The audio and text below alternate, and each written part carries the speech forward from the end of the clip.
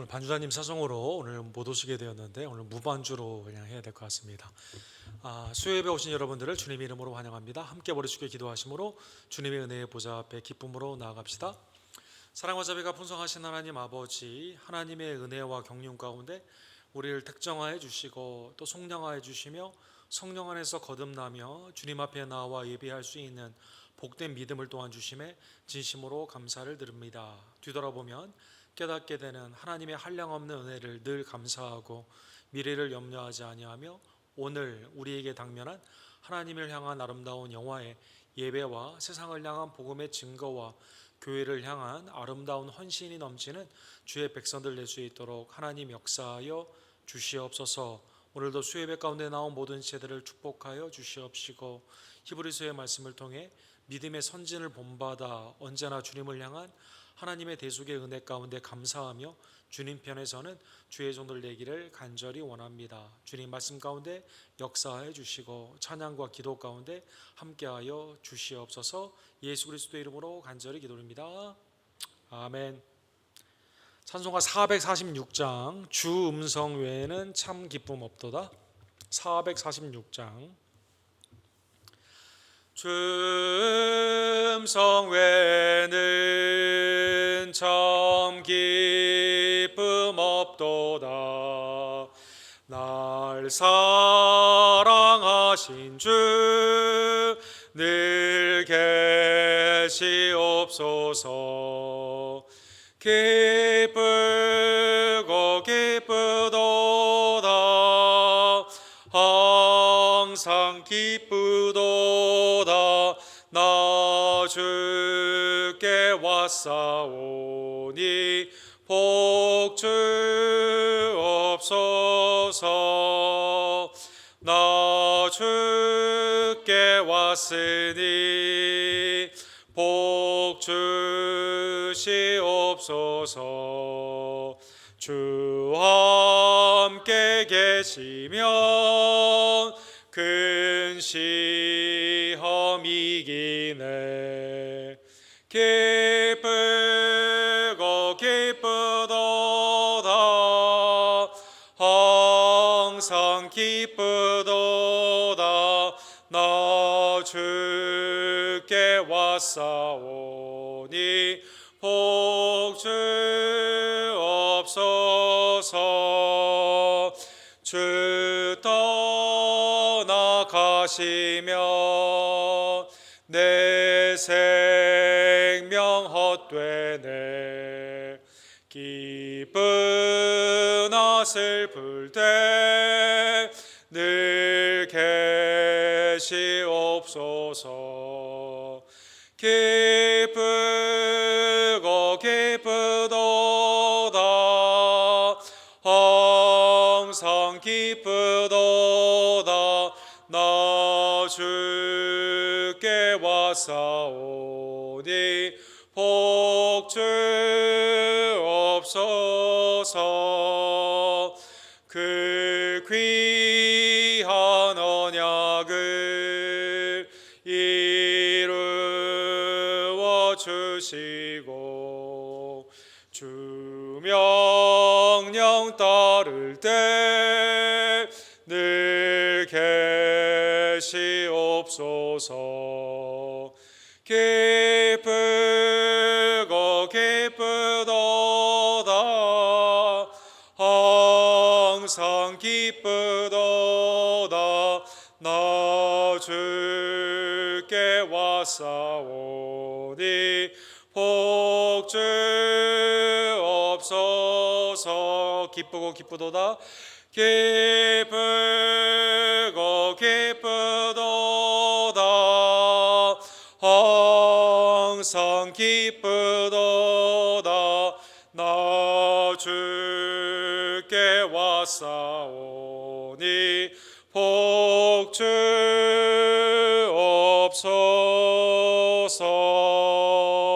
주옵소서. 405장 주의 친절한 발해한 기세 405장 우리 함께 찬양합시다. 405장 주의 친절한 발해한 안기세 우리 마음이 평안하리니 항상 기쁘고 복이 되겠네. 영원하신 팔에 안기세 주의 팔에 그 크신 팔에 안기세 주의 팔에 영원하신 팔에 안기세 날이 갈수록 주의 사랑이 두루 광명하게 비치고 천성 가는 길 편히 가리니 영원하신 팔에 안기세 주의 팔에 그 크신 팔에 안기세 주의 팔에 영원하신 팔에 안기세 주의 보좌로 나아갈 때에 기뻐 찬미 소리 외치고 겁과 두려움 없어지리니 영원하신 팔에 안기세 주의 팔에 그 크신 팔에 안기세 주의 팔에 영원하신 팔에 안기세 주의 팔에 그 크신 팔에 안기세 주의 팔에 영원하신 팔에 안기세. 아멘. 합심하여 주께 기도로 나갑시다. 예수 그리스도께서 우리의 모든 죄, 병짐과 또 세상의 죄임과 또 죄의 짐을 지어주심에 진심으로 감사를 드립니다. 주님이 주시는 쉽고 가벼운 명예를 주님과 함께 지며 주님과 동행하는 하나님의 종들 될 수 있도록 하나님 역사하여 주시옵소서.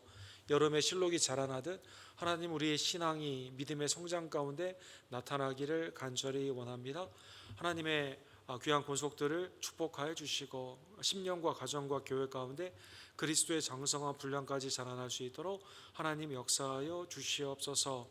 조재명 목사님, 우리 데이비킴 목사님, 또 우리 김성호 선교사님의 아랍의 사역을 축복하여 주시고 하나님의 은혜의 대로가 구령의 열매 가운데 온전히 결실케 되기를 간절히 원합니다. 하나님의 선한 직분을 온전히 사모하는 귀한 성도들을 허락하여 주시며 또 그리스도 안에서 맡은 바 구할 것은 충성임을 깨닫고 부르심과 보내심 가운데 있는 소명과 사명에 온전히 합당하며 열심을 다하는 주의 종들로 이 시간 역사하여 주시옵소서. 각 팀과 선교와 순을 축복하여 주시옵시고 믿음 안에 그리스도 안에서 서로 형제와 자매된 우리의 지혜들 예외간의 강건함의 은혜가 날마다 기도의 응답으로 온전히 쾌유로 나타나기를 간절히 원합니다. 이희주 원사님, 한규 형제, 또 우리 김영호 성도님, 조기호 집사님, 성일고배 집사님, 황영일 집사님, 이분이 어머니, 또 연약한 우리 어머니와 아버님들 이 시간 하나님의 은혜 가운데 낫게 하여 주시고 온전케 하여 주시옵소서. 수요일 예배로 주께 나왔사오니 하늘문을 여시고 하나님의 풍성하신 신령한 복으로 이 시간 응답하여 주시옵소서. 주여 삼창 우리 그 외치고 주께 나아갑시다. 주여 주여 주여. 사랑하사 배가 풍성하신 하나님 아버지, 하나님의 은혜에 진심으로 감사를 드립니다. 주께서 우리를 죄와 흑암에서 구원하여 주시사 이제는 빛의 자녀로 하나님의 왕같은 제사장으로 복음을 증거하는 하나님의 위탁에 위임의 복음 전도자로 삼아주심에 진심으로 감사를 드립니다. 하나님이 여름에 실록이 자라나며 그리스도 안에서 온전히 영광을 발하듯 우리의 신앙도 자라나며 하나님 앞에 빛을 발하는 귀한 성도의 삶이 될 수 있도록 주님 역사하여 주시옵소서. 우리의 심령과 교회와 우리의 가정이 믿음 안에서 든든히 서가며 말세에 보이게 힘쓰며 하나님을 영화롭게 하고 복음을 증거하며 그리스도의 장성한 분량까지 온전히 자라나는 복된 은혜가 넘치기를 간절히 원합니다.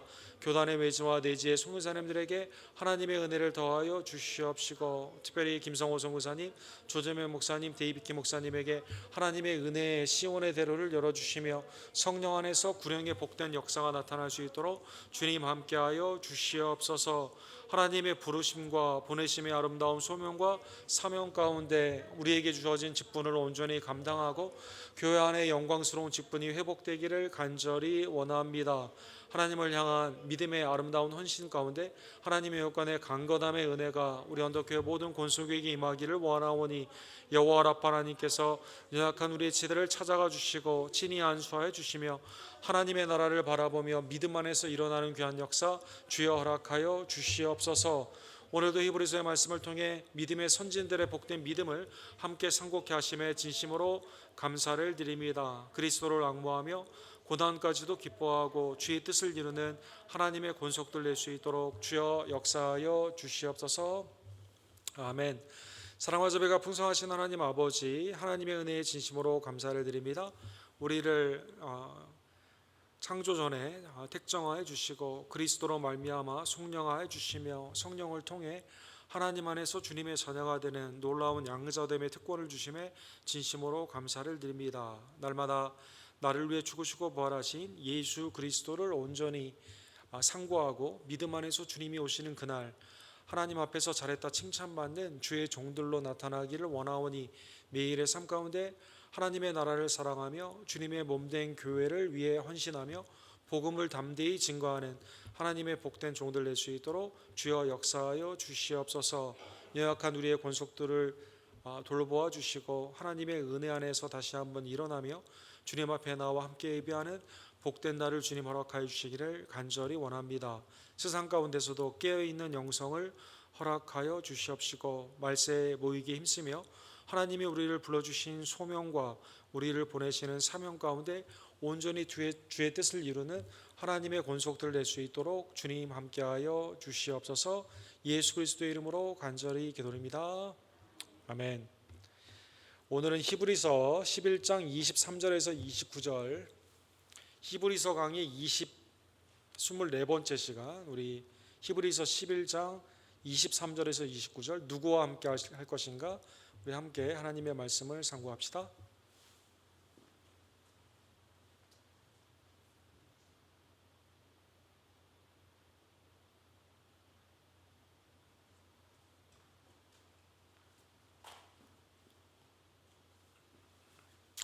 우리 한 절씩 히브리서 11장 23절부터 28절까지 한 절씩 교독합시다.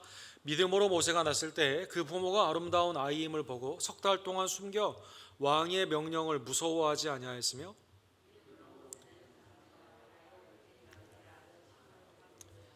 도리어 하나님의 백성과 함께 고난받기를 잠시 죄악의 낙을 누리는 것보다 더 좋아하고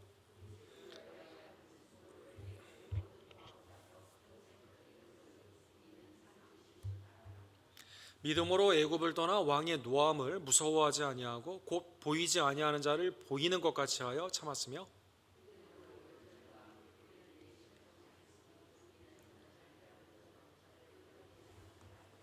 같이 읽겠습니다.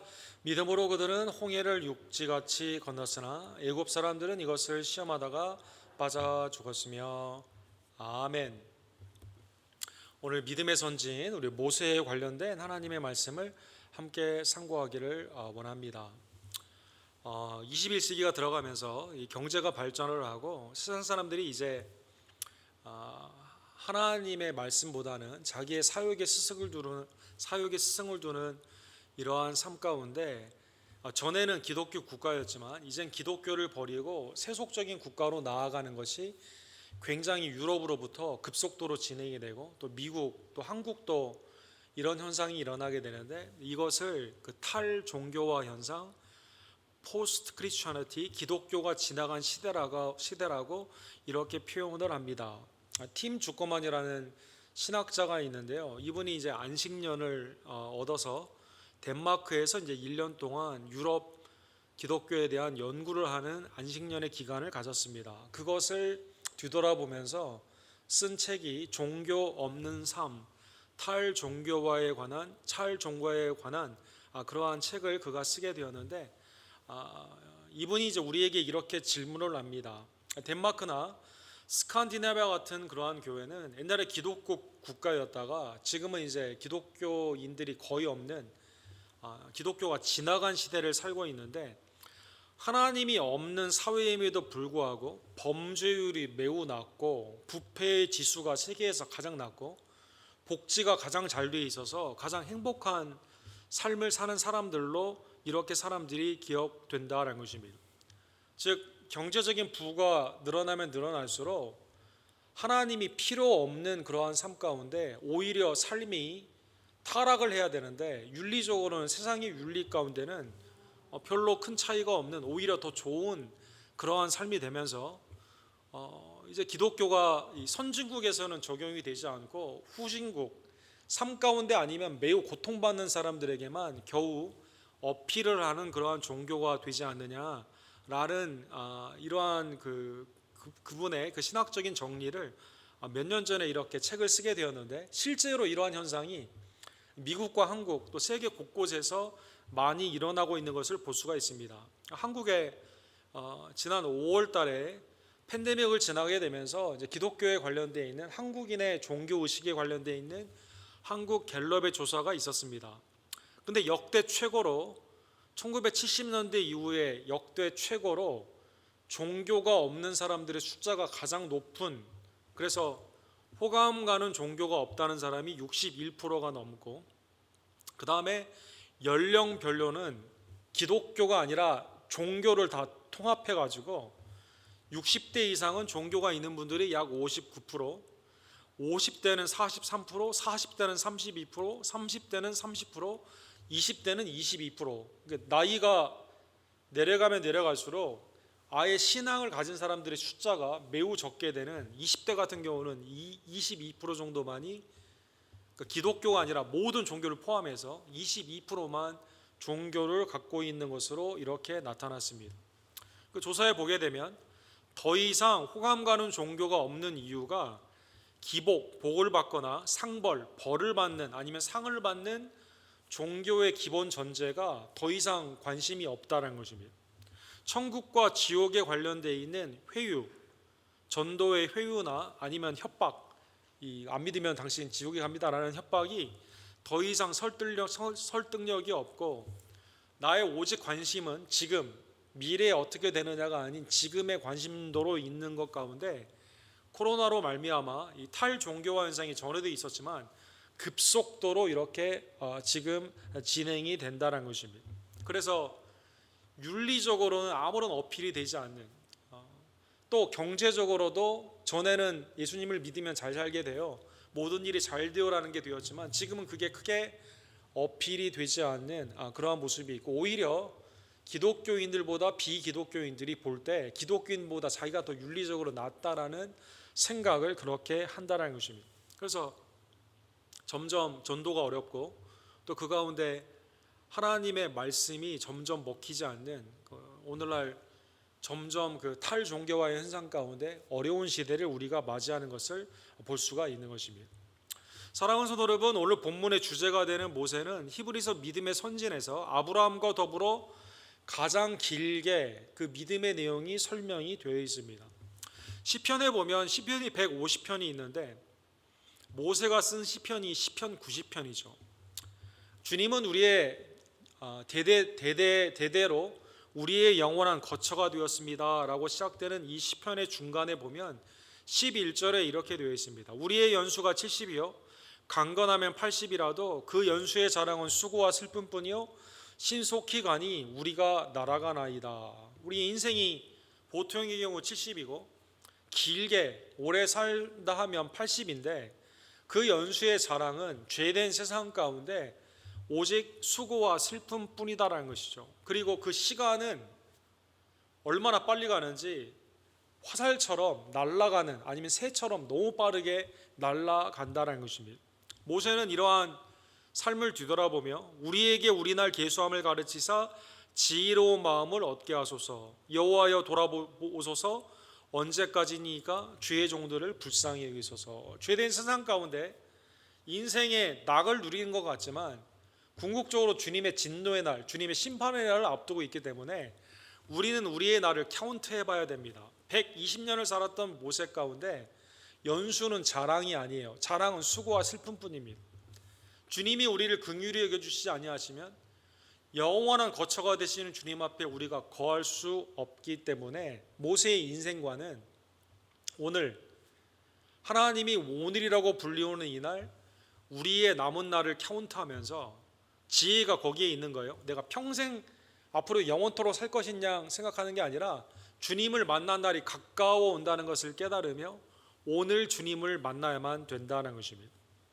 오늘 본문에 보면 모세가 태어났을 때 사실 바로가 모든 히브리의 남아를 죽이라고 하는 그때 23절에 보면 모세는 믿음의 부모를 만났음을 우리에게 알려주고 있습니다.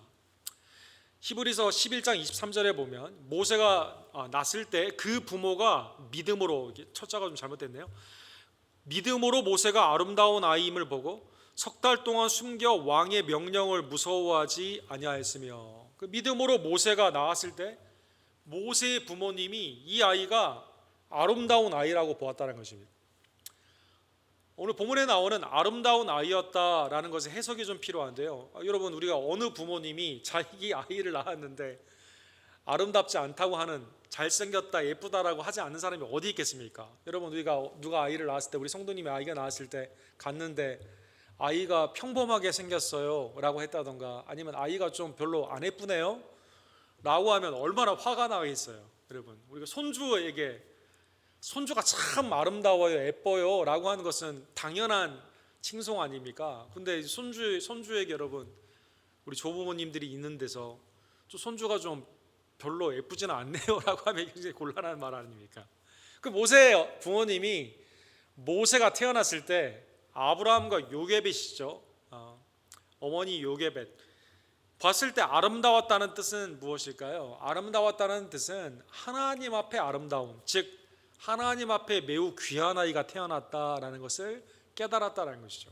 그래서 이러한 믿음 가운데 이 아이는 하나님이 쓰시는 아이이기 때문에 세속의 정부에서 이 아이를 죽이라 하는 것은 말도 되지 않는 거예요. 이거는 내가 이 아이를 숨겨가지고 어떻게든지 하나님 앞에 바쳐야만 된다는 것입니다. 그래서 이 담대한 믿음 가운데 출애굽기 2장에 보면 바로의 명령을 거역하고, 세속의 정부의 권위다 하더라도 이것을 거역하고 3개월 동안 이렇게 숨기게 되는 것입니다. 마태복음 10장 28절에 보면 예수님은 이러한 믿음을 이렇게 말씀하셨습니다. 몸은 죽여도 영혼은 능히 죽이지 못하는 자를 두려워하지 말고 오직 몸과 영혼을 능히 지옥에 멸하실 수 있는 이를 두려워하라. 모세의 부모님이 두려워한 것은 바로가 아니에요. 세상이 아닙니다. 모세의 어머님의 믿음이 훌륭하고 아버지의 믿음이 훌륭한 것은 하나님을 경외하며 이 아이를 하나님께 드리기 위해 숨겼다라는 것입니다. 그래서 오늘 그 본문의 배경이 되는 거 말씀 가운데 3개월 동안 숨긴 후에 그러면 어떻게 했을까요? 이 아이를 갈대 상자에 넣죠. 그러니까 갈대 상자가 이제 나중에 보면 이 노아의 방주와 같은 단어가 여기에 나오게 되는데, 이 물에서 보호함을 받는 이 상자 안에 석청을 발라가지고 이 아이를 넣거든요. 이 아이가 물에 떠널려 내려오게 됩니다. 출애굽기 2장에 보면 이 배경이 나와 있죠. 물이 쭉 내려오는 그 상황 가운데 물이 그 안으로 들어가지 않도록 하나님이 보호해 주십니다. 근데 하필 이때 하나님의 경륜과 섭리 가운데 누가 나오게 됩니까? 바로의 딸 공주가 나오게 됩니다. 그리고 이 갈대 상자를 열어보니까 아이가 있거든요. 이 아이를 아버지가 다 죽이라고 그랬는데, 히브리 아이인데 이 아이 죽여야 되는데 라고 생각하지 않고요, 이 아이를 양자 삼았다는 것입니다. 하나님의 이 놀라운 은혜는 누구에게 임하게 되었습니까? 부모님의 믿음, 그렇죠? 부모님이 이 아이를 하나님 편의 아름다운 아이라고 깨닫고 세상 권력을 두려워하지 않아요. 이 아이를 보호하려는 믿음 가운데 담대하게 하나님의 은혜를 바라보고 이 아이를 강물에 띄웠는데, 하나님은 그 믿음을 보시고 갈대 상자 안에서 보호를 하십니다. 바로의 공주를 만나게 하십니다. 바로의 공주의 마음에 긍휼한 마음을 얻어서 여기에 놀랍게도 입양이 되게 됩니다. 더 나아가 모세의 누이, 모세의 어머니를 유모로 삼게 하는 모세의 정체성을 심어주게 되는 놀라운 축복을 허락하여 주셨다는 것입니다. 본문에 나와 있는 그 바로의 공주는 하셉수트라고 하는 실제 역사에 기록되어 있는 여인입니다. 여러분, 그 하셉수트라는 그러한 뜻은 여성들 중에 가장 최고다, 으뜸이다라는 뜻인데, 실제 그 바로의 왕가 가운데 결혼을 하게 되고 굉장히 많은 선처를 한 유대인들에게 도움을 많이 준 여인으로 이렇게 기록이 됩니다. 그의 아버지 바로 왕이 딸이 없었기 때문에 자기를 이제 고난을 많이 주었거든요. 그래서 히브리인의 아들을 삼게 되는 것 가운데 어려움이 없이, 그리고 딸만 있고 본인도 아들이 없는 상황 가운데 이 아이를 통해 하나님의 그 보호하심 가운데 이 아이가 이 집안에서 똑같은 대우를 받는 왕자로서 자라나게 되는 축복을 얻게 된 것이죠. 그래서 여러분, 애굽의 그 왕가의 가계도를 보시면 월터 카이저라는 구약학자가 이제 성경, 그리고 성경 밖에 있는 모든 기록을 통해 이렇게 보게 되면 모세가 그냥 많은 그냥 입양된 아이 중에 한 명이 아니라 굉장히 왕가, 만약 모세가 그냥 애굽에 계속 있었다면 바로의 왕권까지도 굉장히 영향력을 미치고 왕도 될 수 있는 매우 중요한 자리였음을 이 가계도를 통해 우리가 보게 되는 것이죠. 하나님의 섭리는 믿음 가운데 담대히 나아가게 되었을 때 보호하심, 생명의 보호하심입니다. 만남의 축복입니다. 섭리 가운데 하나님의 은혜로 믿음을 지킬 수 있는 모든 것들을 하나님이 허락하여 주시게 되는 것입니다. 자, 이제 모세는 이러한 부모님, 그리고 하나님의 은혜 가운데 있는 이 애굽의 어머니, 양 어머니를 통해 자라나게 되는 것이죠. 그런데 오늘 본문에 보면 모세의 믿음에 대해서 오늘 설명을 하는데, 첫 번째 모세의 믿음은요, 애굽의 왕자됨을 그가 거절을 하는 그러한 믿음으로 자라났다는 것입니다. 그래서 24절에 보면 믿음으로 모세는 장성하여 바로의 공주의 아들이라 칭함을 받기를 거절했다라는 것이죠. 스데반 집사님은 이 구약에 있는 이 사건을 산헤드린 공회 앞에서 설교를 할 때 사도행전 7장 21절과 22절에 보면 이렇게 표현을 하고 있습니다. 버려진 후에 바로의 딸이 그를 데려다가 자기 아들로 기름해 모세가 애굽 사람의 모든 지혜를 배워 그의 말과 하는 일들이 능하더라. 당시의 왕자로서 권위, 그렇죠? 왕가의 권위뿐만 아니라 바로의 공주의 아들이 된다는 뜻은 최고의 학문을 배우는 거거든요. 언어, 역사, 철학, 천문, 지리, 특별히 애굽의 수사학, 이 모든 것들을 다 배우게 되는 것이죠. 각종 무기를 쓰는 무술을 배우게 됩니다. 전차를 모는, 애굽의 그 군마가 굉장히 유명한데 전차를 모는 기술을 가지고 군대를 통솔하는 그러한 통치권도 그가 배우게 되었다는 것입니다. 그런데 모세는 이걸 거절했어요. 왜 거절했을까요? 믿음으로 거절했다는 것입니다. 믿음으로 거절했다는 것입니다. 사랑하는 성도 여러분, 모세의 첫 번째 40년의 정체성이 스데반 집사님의 설교의 뒷부분에도 나오게 되는데, 사도행전 7장 24절에 보면 이렇게 나와 있습니다. 한 사람이 원통한 일을 당함을 보고 보호하여 압제받는 자를 위하여 원수를 갚아 애굽 사람을 쳐 죽이니라. 그렇죠? 출애굽기 2장에 나오는 사건이죠. 이때 애굽 사람이 지금 관리인이고 히브리의 노예가 일을 하고 있는데 모세가 누구의 편을 듭니까? 히브리인의 편을 든다는 것입니다. 애굽의 왕자라면 이 관리인이 이 사람을 어떻게 하든지 간에 이건 노예에 불과하기 때문에 그거를 뭐 상관 안 해도 되거든요. 그런데 원통한 일을 당하는 자기의 동족을 보면서 모세가 이 일을 어떻게 했다는 뜻입니까? 믿음으로 했다는 거지. 믿음으로. 바로의 공주 안에 있는 그 정체성이 아니라 하나님의 사람의 정체성, 유대인의 정체성, 그건 누구에게서 왔겠어요? 당연히 부모님에게로 왔겠죠. 어머니 요게벳으로부터 왔겠죠. 같이 있었던 미리암, 그죠? 누나 미리암으로부터 왔겠죠. 또 하나님의 섭리 가운데 그 굉장히 너그러운 이 바로의 공주가 그걸 무시하지 않고 놓을 수 있는, 너 유대인이라고 다시는 하지 마라고 한다던가, 어렸을 때부터 계속 애굽의 정체성만 심어준 게 아니라 유대인의 정체성을 심어주는 그러한 상황 가운데 그 믿음이 생겼다는 것입니다. 그는 그의 형제들이 하나님께서 자기의 손을 통하여 구원해 주시는 것을 깨달으리라고 생각하였으나 그들이 깨닫지 못하느니라. 그래서 원통함을 받게 되었을 때 누구를 죽입니까? 애국 관리를 죽이게 됩니다. 이 일이 무슨 뜻으로 했느냐? 모세의 뜻은 당시에 하나님이 자기에게 주신 구원의 방편으로 그렇게 생각했다는 것입니다. 여러분, 이 사건이 되어서 마하트라고 하죠. 이집트의 이 법 질서에 보게 되면 사람을 죽이게 되면 이에는 이, 눈에는 눈, 생명에는 생명, 특별히 애굽의 관리, 애굽 사람이 애굽 사람을 죽이게 되었을 때는 반드시 법정에서 사형을 선고했거든요. 이 일로 말미암아 이제 40년에 그 바로의 공주의 그 아들로서의 모든 그것을 버리고 미디안의 광야로 하나님의 섭리 가운데 이제 도망을 가게 됩니다. 출애굽기 3장에 보면 40년의 침묵의 시간이 흐른 후에 미디안에서 이제 양을 치다가 이드로, 이 장인의 그 양들을 치는 그런 일을 하다가 호렙산에서 이제 하나님을 만나게 되죠. 출애굽기 3장 1절에 보면 그가 소명을 받는 그 배경이 이렇게 나와 있습니다. 모세가 그 장인 미디안 제사장 이드로의 양떼를 치더니 그떼를 광야 서쪽으로 인도하여 하나님의 산 호렙에 이르매. 자, 바로의 공주의 아들로 있다가 이번에는 미디안이라는 이방 족속의 이 장인의 은혜를 받게 됩니다. 그래서 십보라라고 하는 이 여인을 만나게 되고 그 아버지 이드로를 통해 은혜를 받아서 미디안에서 40년 동안 양을 치게 되는 것이죠. 40년의 이 기간, 침묵의 기간 동안에 하나님이 그를 호렙산에서 부르게 됩니다.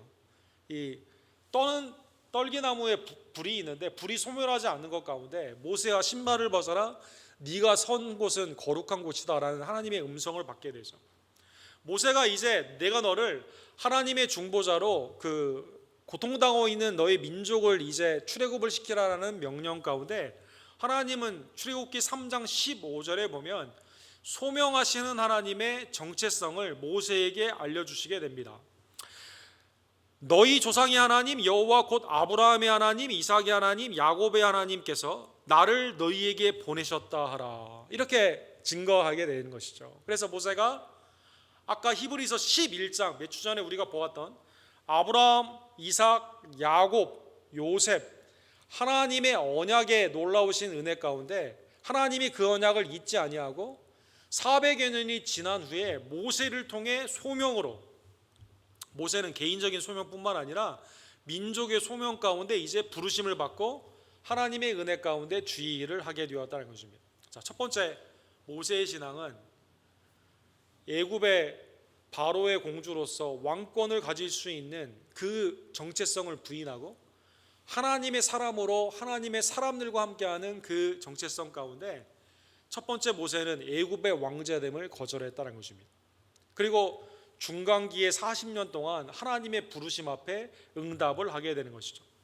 25절과 26절에 보면 모세의 이러한 믿음은 예수 그리스도를 바라보는 믿음이었다, 이렇게 말씀하고 있습니다. 누가복음 24장에 보면 엠마오로 가는 두 제자에게 예수님이 나타나서 너희가 무슨 얘기하냐, 나사렛 예수, 우리가 그런 메시아인 줄 알았는데 죽게 되어서 우리가 실망 가운데 가고 있다라고 말을 했을 때 예수님이 구약에 있는 말씀이 다 나에 대한 말씀이다, 이런 말씀을 하시면서 예수님의 부활을 설명하여 주시죠. 그래서 모세와 선지자와 시편의 모든 것이 나에 관한 말씀이다, 이렇게 말씀하여 주십니다. 자, 그러면 모세 오경을 우리가 성경의 첫 번째 하나님의 영감 가운데 있는 5권의 책 아닙니까?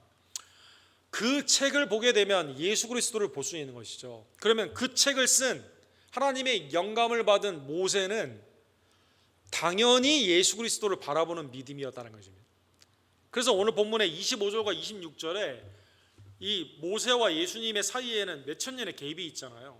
그런데 이렇게 하나님을 말씀하세요. 도리어 하나님의 백성과 함께 고난받기를 잠시 죄악의 낙을 누리는 것보다 더 좋아하고 그리스도를 위하여 받는 수모를 애굽의 모든 보화보다 더 큰 재물로 여겼으니 이는 상 주심을 바라봅니다. 자, 이집트가 있고 출애굽을 하는 광야가 있습니다. 만약 이집트에 계속 그가 머물렀다면 왕권을 가지고 세상의 재미를 많이 볼 수 있었겠죠. 그렇죠? 당시 바로 황제가 누리는 많은 것들을 낙을 누릴 수가 있었을 것입니다. 죄악의 낙을 누릴 수 있었을 것이에요. 근데 그가 거기에 머물지 않고 하나님의 소명 아래서 백성들을 이끌고 애굽에서 함께 80세에 이제 나오게 되는데, 이 모든 것이 왜 그랬냐? 예수 그리스도를 바라보는 광야 가운데 그리스도를 위한 고난으로 여기고 그것을 그렇게 했다는 것입니다. 그래서 모세의 믿음은 하나님의 놀라운 섭리 가운데 몇천 년의 시간적인 갭이 있는데, 영혼 가운데 누구를 바라봅니까? 아브라함이 예수님을 보고 주라 하고 기뻐한 것처럼, 다윗이 기뻐한 것처럼, 모세도 광야에서의 모든 훈련과 고난의 이 모든 것들을 예수 그리스도를 위하여 받는 수모로 여기고 그것을 더 낮게 여기며, 하나님이 이것을 무시하지 않으세요. 하나님이 이것을 보고 상 주십니다. 그렇죠, 여러분? 나중에 보면 지면에서 가장 온유한 자가 모세이고 다른 자들은 꿈으로 만나고, 그 가운데 하나님이 말씀하여 주시지만 모세는 얼굴과 얼굴로 대면을 하여 말씀하시는 하나님 안에서의 그 중보자의 그 놀라우신 축복을, 구약의 예수 그리스도를 예표하는 축복을 그가 받게 되었다는 것입니다. 사랑하는 성도 여러분, 모세의 믿음은 그리스도를 바라보며 고난까지도 기뻐하며 상 주시는 하나님을 위해 온전히 나아가는 믿음이었다는 것입니다. 세 번째로, 모세의 믿음은 세상을 대적하는 믿음입니다. 27절에 보면 믿음으로 애굽을 떠나 왕의 노함을 무서워하지 아니하고 곧 보이지 아니하는 자를 보이는 것 같이 하여 참았으며. 그렇죠? 여러분, 그 디즈니에서 만든 프린스 오브 이집트라는 그 애니메이션 영화가 있죠. 거기 보면 모세가 이제 나이가 들어서 바로를 만나죠. 바로의 왕자에 앉아 있는 자가 누구예요? 전에 어렸을 때 같이 놀던 친구입니다. 그리고 그 친구들의 그 부하들이 다 아는 사람이에요. 모세가 누군지 다 아는 사람이 사실.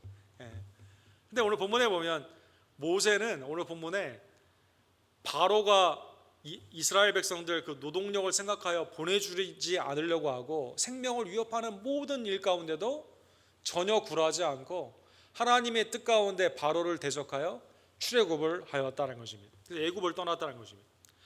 출애굽기 10장에 보면 이제 그 10개의 그 하나님의 진노의 그 심판 가운데 이스라엘은 하나님이 구원하여 주시고 애굽은 심판하는 그러한 기적 가운데 이 바로가 이제 가라고 말을 하죠. 가라고 처음에 말을 했을 때 어떻게 하죠? 남자만 가라라고 말을 합니다. 그 다음에는 사람만 가라라고 말을 합니다. 그 다음에는 짐승을 남겨놓고 가라고 그랬는데 모세가 이렇게 말을 합니다. 출애굽기 10장 26절에 보면 우리의 가축도 우리와 함께 가고 한 마리도 남길 수 없으니 이는 우리가 그 중에서 가져다가 우리 하나님 여호와를 섬길 것이며 또 우리가 거기에 이르기까지는 어떤 것으로 여호와를 섬기는지 알지 못함이니이다. 얼마나 담대해요. 세상에 양보를 하지 않습니다. 오케이, 그러면 반 남겨놓고 갈게. 아니면 어린이는 놓고 갈게. 아니면 남자 몇 명만 가고 어느 정도 한 3, 4일 길 가다가 다시 돌아올게. 이렇게 말하지 않습니다. 다 갑니다. 남자 다 갑니다. 여자 다 갑니다. 아이들 다 갑니다.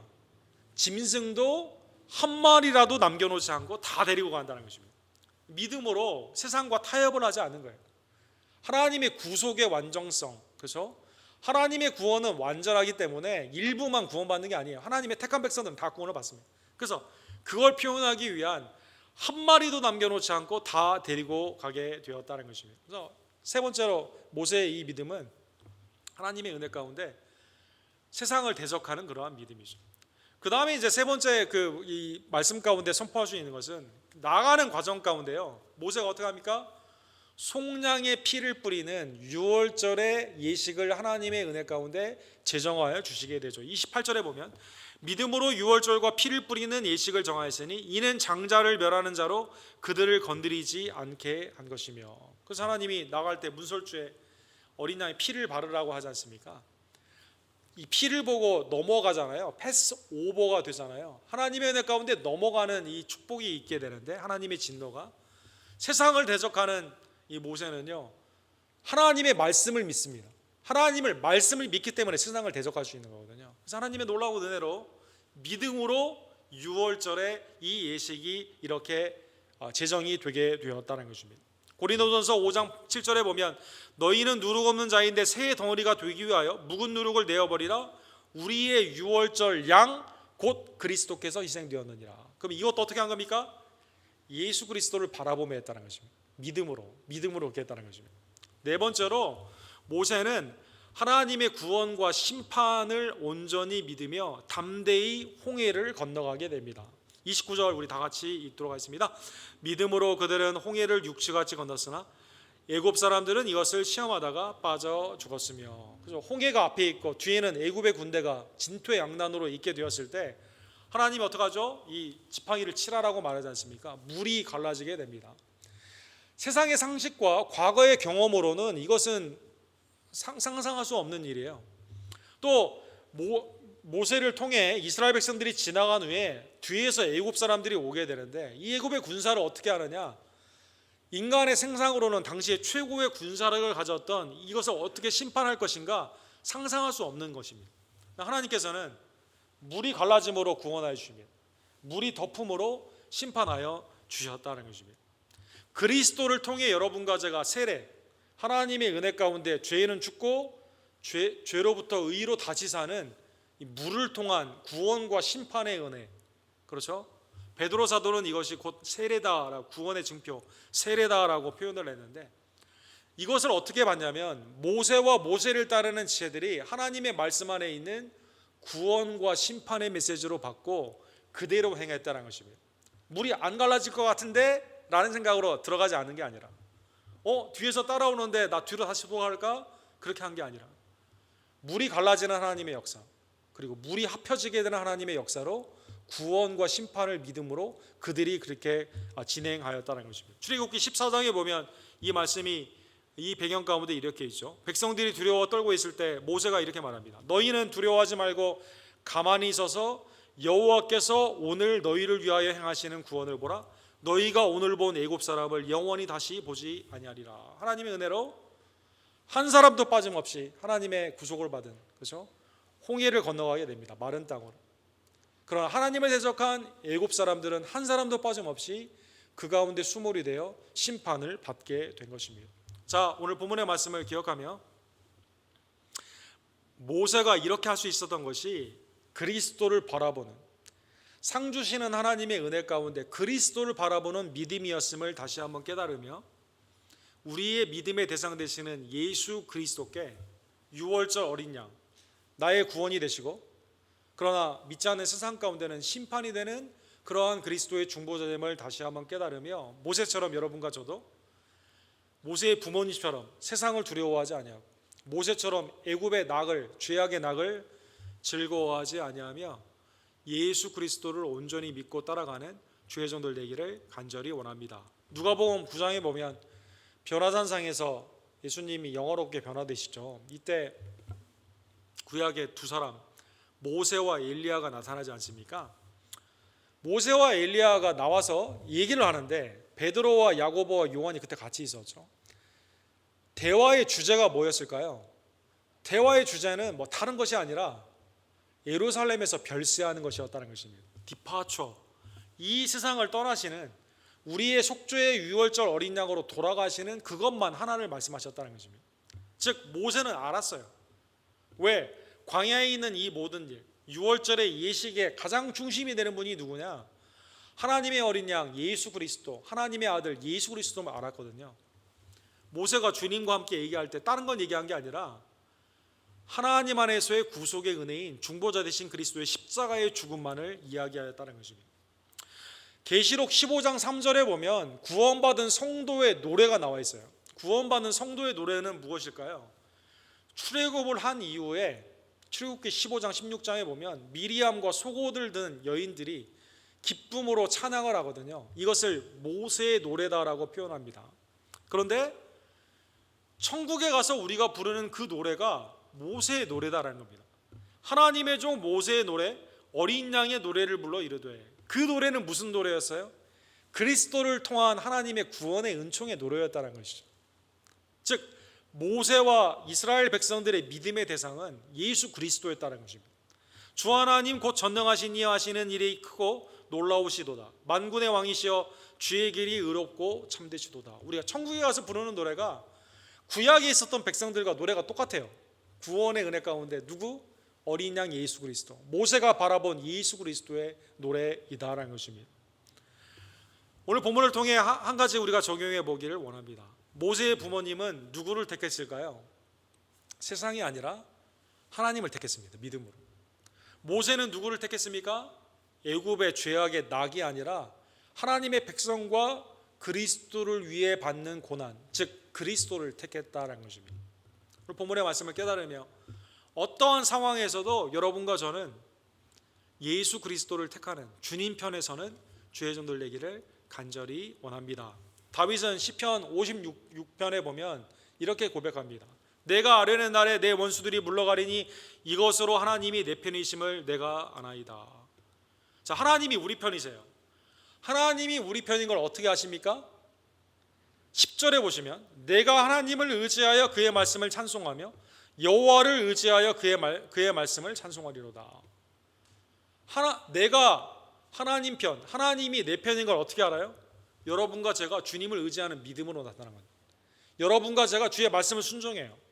하나님을 찬미하는 영광 돌리는 삶을 온전히 나타내는 것으로 하나님이 우리 편인 것을 우리가 확인한다는 것입니다. 반대로 나 하나님을 찬양하지 않아요. 애굽의 낙, 죄악이 기뻐요. 탈종교화 현상처럼 나 필요한 거 없어요. 천국과 지옥 관심 없어. 지금 낙, 지금이 재밌어요. 지금 이게 가장 관심이 있습니다. 네. 그런데 하나님은 내 편이라는 걸 내가 생각해요. 그건 말도 안 되는 것이다라는 거죠.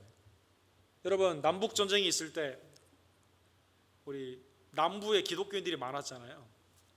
그런데 이제 노예를 두고 인격을 유린하고 어떠한 나의 재산으로 사람을 생각하는 이거 괜찮다라는 거예요. 그래서 전쟁이 일어나게 되었죠. 남군에 있었던 사람들도 기도를 하고 전쟁에 나갔어요. 북군에 있었던 사람들도 기도를 하고 나왔습니다. 당시에는 미국이 대부분 다 성도도 아니었습니까? 그래서 남부에 있었던 사람들이 주장한 게 뭐냐면 하나님이 우리 편이다라는 거예요. 하나님이 우리 편이다. 네. 그게 북쪽에 있는 사람들도, 북군들도, 연합군들도 다 예수님을 믿는 자거든요. 우리도 하나님을 믿는데 누가 왜 그러면 하나님이 너희 편이 우리 편이 아니란 뜻이냐? 라고 하는 이러한 이 교계 안에서도 분쟁이 생기게 된 거예요. 그래서 전에 노예를 지지했던 그 교단들이 나중에 회의의 성명도 내고 그랬지 않습니까? 우리가 하나님을 이용했다는 성명도 내고 그랬는데, 이때 이제 그 아브라함 링컨이 한 유명한 말이 있습니다.